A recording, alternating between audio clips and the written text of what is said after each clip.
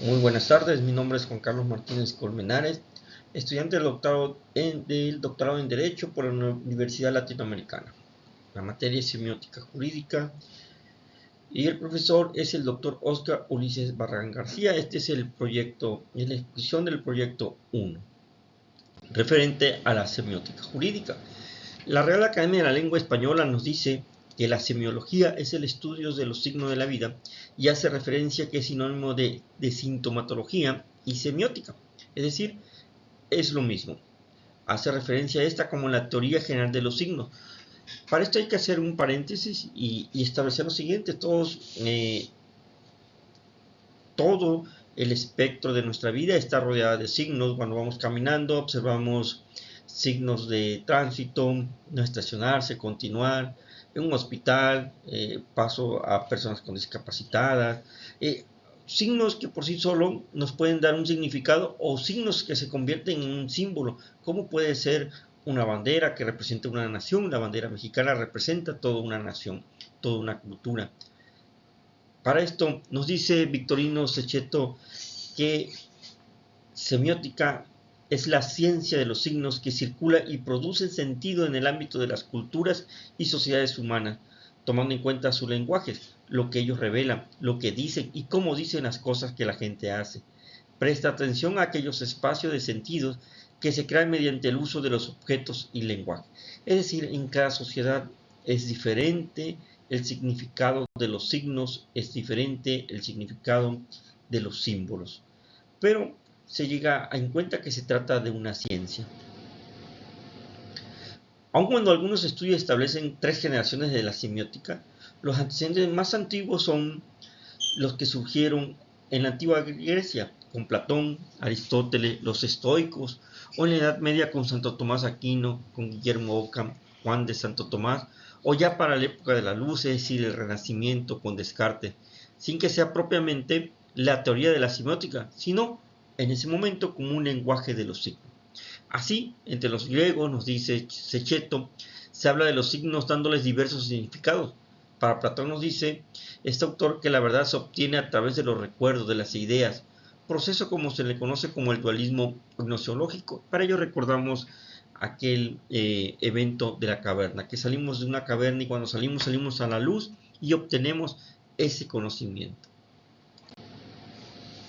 Los filósofos del siglo III y II a.C. establecieron la distinción ya entre signo, significante y significado.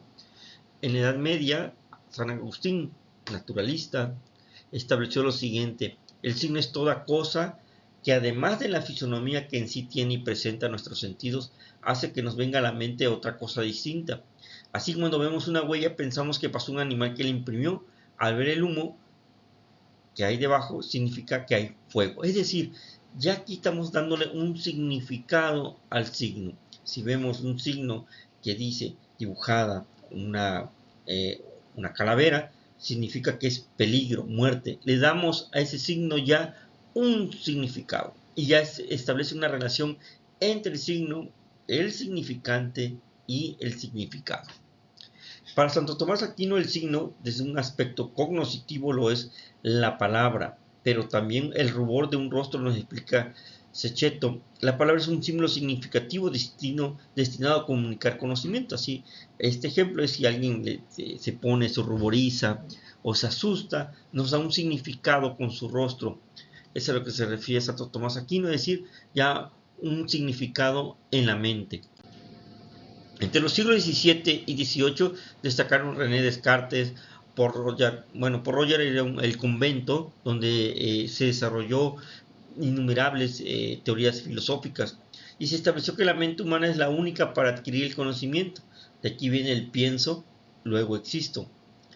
Cecchetto nos indica la división dualista establecida por Descartes entre mente y cuerpo. Fue uno de los elementos que integró la corriente racionalista para sostener el postulado según el cual la racionalidad deductiva es el único medio válido para construir el saber científico. El grupo de pensadores de Port Royal, siguiendo la teoría filosófica de René Descartes, realizaron una distinción entre gramática general y gramática particular a través de un código común, es decir, a través de los signos.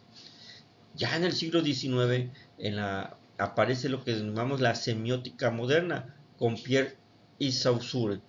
Si bien existe una aparente distinción en los términos establecidos principalmente por Ferdinand de Saussure, lingüística suizo, y el filósofo Charles Peirce, donde el primero establecía la semiología por parte de la lingüística y para el estudio en forma general la semiótica, ya con Peirce se le designa un estudio más profundo.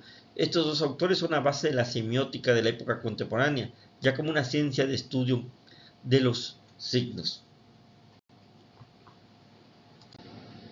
En el siglo XIX, con la aparición de esta semiótica moderna con Pierre y Saussure, esta aparente distinción que existía, bueno, quedó establecido que en realidad se trata de lo mismo. Es decir, semiótica y semiología se refieren al estudio en general de los signos en forma más profunda. Nos dice Gallegos que, como se ha dicho, todos los elementos se conjugan para que la semiótica sea más bien hoy por hoy un método, una herramienta investigativa con miras a dar cuenta de otros objetos de estudio, dejándose quizás de lado la semiótica en sí mismo como un objeto, con la dificultad inherente de abocarse a epifenómenos, ya que al considerar otros objetos de estudio como semióticos, por ejemplo los movimientos sociales, los cuerpos, la sexualidad, podemos olvidarnos del fenómeno mismo de la semiótica.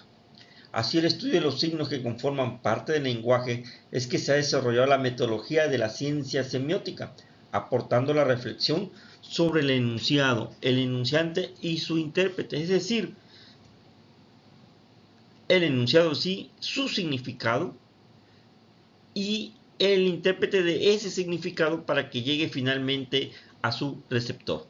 En el caso del derecho, el metalenguaje jurídico, como método, como señalamos el estudio de ellos, signos aparece destacado como Peirce como pragmatismo y semántico con Saussure. La semiótica para ellos se clasifica en tres grandes áreas: la sintáctica, la semántica y la pragmática. Rutilio García nos explica que la semántica es el estudio de la relación entre los gráficos y su significado implícito de acuerdo con la función que realizan. Es decir, lo que es el gráfico, lo que es el signo y lo que lleva implícito ese significado. Volvemos a poner el ejemplo, la cruz. ¿Qué significa la cruz? Para algunos el significado es una religión, para otros es una distinción de función del bien.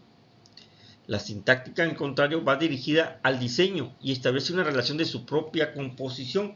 García nos señala que gracias a ello se hace una división para su mejor aprovechamiento, una estructura formal respecto a los elementos visuales y una estructura relacional entre los significantes como parte de su comunicación.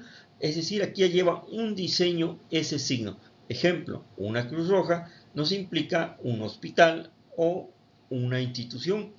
Este diseño va dirigido, esa estructura, para darnos un elemento visual y establece ese significante como parte de su comunicación. Finalmente, la pragmática tiene la función de estudiar ya el significado que nos dio tanto la sintáctica como la semántica. Es decir, ya estudia entre el significante, el significado, su intérprete y su destinatario, que puede ser el propio intérprete también. Tiene las dos funciones. Como un fin último, el propio interpretante es a quien va dirigido ese comunicado o ese significado del significante. La semiótica para ello tiene varios métodos. La semiosis es el objetivo general. Existen, conforme nos dice Jules Cerny, la interpretación, el análisis lingüístico y la formalización, y cualquiera de ellos puede ser considerado semiótica. Cada uno de ellos contiene pasos para lograr su objetivo, desentrañar el mensaje dado en la oración a través de los signos. Esta cotidianidad de ver los signos en nuestra vida es lo que estudia la semiótica, desentrañar el significado. Para ellos hacemos referencia a la bibliografía que obtuvimos, entre ellos lo que nos dio la propia Universidad Tecnológica Latinoamericana. Gracias.